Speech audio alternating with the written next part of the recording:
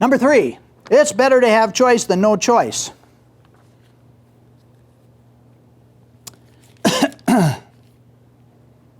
The way it works in relationships is whoever has the greatest communicational repertoire or choice controls the next direction the relationship goes. So if Dwayne and I are in a relationship, and for some reason or another Dwayne has more choices than I do in terms of our conversation right now, Dwayne will determine where the relationship goes next. This is a huge power to have, and we're going to explore how you get that. So you see, first it starts with awareness. We talked about that. I'm on your handout under number 3. If I can be aware of what I'm doing now, what I'm thinking now, what I'm feeling now, I'm free to continue doing that, or I'm able to choose to do something else. This awareness is the point of power. The goal that I have for you, I don't want to take away anything that you presently know how to do, because whatever you know how to do might be useful in some context. So it's not about taking away behaviors. This is very important with children, because a lot of times the way we talk to our kids, we're trying to take away behaviors.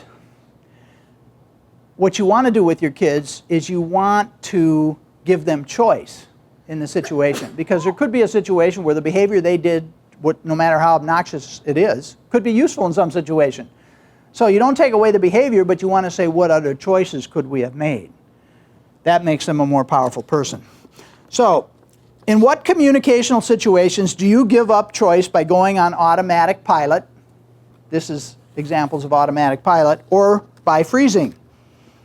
In other words, do you ever let the other person's behavior determine yours? Well, the truth of the matter is we do it all the time, not knowing that we're giving away our lives when we do that. So let me give you an example of somebody who does that.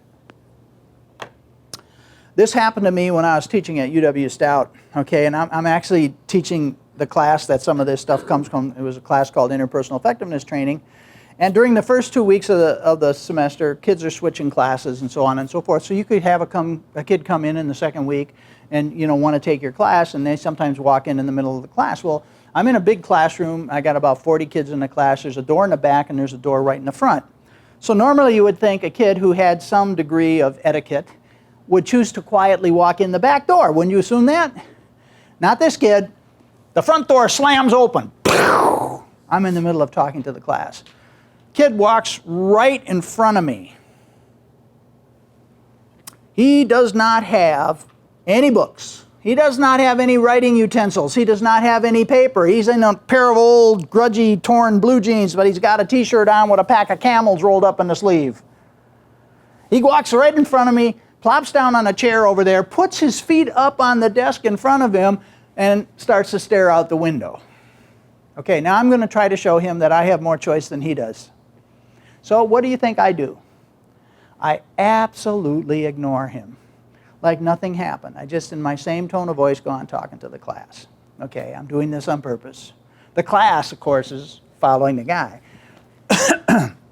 So then I get to a pause point. I turn to him and I say, this is interpersonal effectiveness training. Do you want to be here? He says, no, I don't want to be here. So I say, fine, you're free to go. He says, I can't go.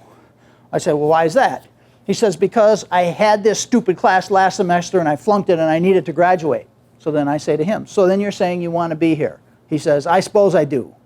I say, okay, come up after class and I'll sign you in. So that's the end of our conversation. Now, I'm about to talk to them about a person who doesn't have choice. I call them puppet people. These are people who anybody can determine their behavior. These are pathetic people. Let me give you an example. I'm pretty sure I could take any guy in this class and teach him 2 or 3 choice sentences and send him up to the bars an hour before closing time and have him walk up to a bar with some guy that's been sitting there drinking for a while and say these 2 or 3 sentences, and 9 times out of 10 that guy would come out swinging at him. Now that's a pathetic person. That's a person who has no choice. That's a person where anybody can walk into that bar and pull their strings and they dance for them. So I go on and on about that for a while. And I can tell he's looking at me out of the corner of his eye. I'm not looking at him, but peripheral vision's a great thing. And I figure when the class ends, he'll be the first one out of here. Then I'm wrong. Everybody leaves, he's still sitting there. I'm wondering what the heck's the matter with him now. And so after everybody leaves, he was waiting on purpose because he wanted to say something to me he didn't want anybody to hear. So he comes up and he says, "Can I talk to you for a second?" I said, "Sure, what do you want to talk about?" I'm thinking he wants to sign the thing, so I put it in front of him, give him a pen, think he'll sign it, and then get out of here. He doesn't pick up the thing, he doesn't pick up the pen, and he's just standing there trying to find the words, and then he says, "You know that guy you were talking about earlier, that puppet person? That guy's me. I must get in 3 fights a week." He said, "I never thought about it the way you just described it." So I say to him, "Do you think you'd like to learn how to be a more powerful person?" And he says, "Well, maybe I would." And then I say, "Well, I think this class could help you." So he signs himself in and he leaves, and I figure that's the end of it. I'll never see him again because I don't think this is your normal kid who comes to class, all right? He's there early next time. He's got his books, he's got his paper, he's got his writing utensils, and he plops himself right down in the front row. And for the rest of the semester, no matter what I talk about in this class, he has 3 or 4 perfect examples from his life story because he had a pretty dysfunctional life story in terms of human relationships. So he had a lot of negative examples about everything that could go wrong, and he was so open and honest. He changed the whole atmosphere in the class. You see, this was the vulnerability I was talking about earlier. He was so vulnerable in front of everybody in that class, he gave everybody permission to talk openly and honestly about what wasn't working in their relationships. And can you imagine how powerful a class like that could become? So he was like my assistant teacher, although he didn't know it. So he had figured out it is better to have choice than no choice. So the way you do that is you realize, I'm on your handout now, number 3, the other person's behavior is always a statement about them. It's not a statement about you, even if it's directed at you. So why would you take somebody's behavior personally? Could you be curious rather than defensive? Now, where is this the hardest? Do you have anybody in your life that you kind of count on to be in your corner? You kind of count on them to care about you. You kind of count on them to accept you. You kind of count on them, you know? Well, let's suppose that for some reason or another, they're not doing too good today, and when you go home tonight and you're counting on getting a warm reception of some kind, you get the exact opposite. You come in and they're critical, and they're accusing you of stuff you know that you didn't do. And they're blaming you for all kinds of things that are wrong with and you didn't have anything to do with it. And so now what? Okay, let's look at this again. You want to be a powerful person, what do you got to do? You have to detach from taking that behavior personally. You have to say to yourself, whoa, saying all kinds of stuff about, what I did wrong, but I don't think I did anything wrong. Your first inclination is you want to defend yourself or counterattack the person, isn't that right? But what if you say, no, remember, their behavior is a statement about them. It's not a statement about me, even if it's directed at me. And as soon as you say that to yourself, guess what? You now got some new choices. Now I'm curious.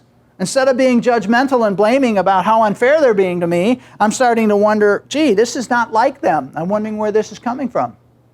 So I don't take it personally. As soon as I don't take it personally, guess what? I don't have to defend myself. I don't have to counterattack. I am free to do something else, aren't I? What if I could just listen?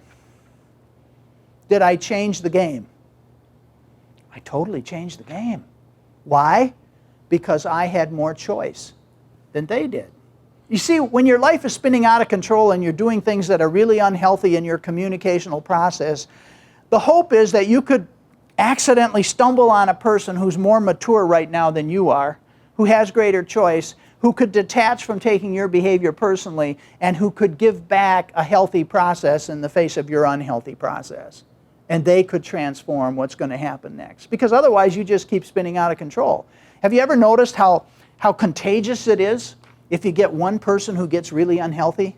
Then they grab the next one and they start dumping their unhealthiness on them. Now we got 2 people who are unhealthy, right? And then a poor third sucker walks in. There's not going to be much chance for them to be anything but other than unhealthy because we got 2 unhealthies already here. You follow what I'm saying? It gets contagious. Now you do this in the workplace.